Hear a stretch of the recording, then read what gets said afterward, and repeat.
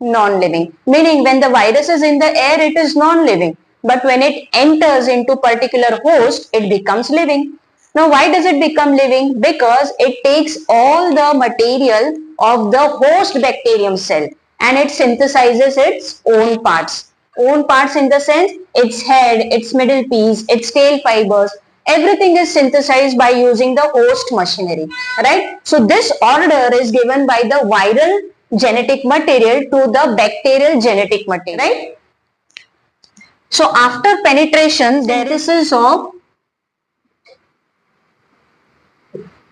viral parts, and after that there is multiplication, because once the viral part starts getting synthesized, the virus will grow, it will multiply, right? And finally there will be bursting of the bacterial cell and release of viruses. Here, what will happen is, now the genetic material has entered into the cell. This genetic material will command the bacterial genetic material to make its own part. Here you will find synthesis of head somewhere, synthesis of middle piece somewhere, synthesis of tail fibers, right? All these are synthesized individually and separately. Why do they start synthesis? Because the viral genetic material has now ordered the bacterial genetic material that now you make my parts, you don't do your job. Understood?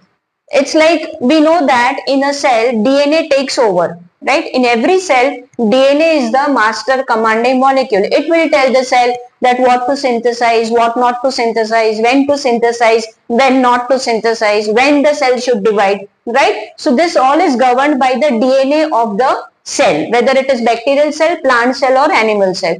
But after the entry of this genetic material of virus, this bacterial cell has now no identity. Now it will work according to the command given by the viral genetic material.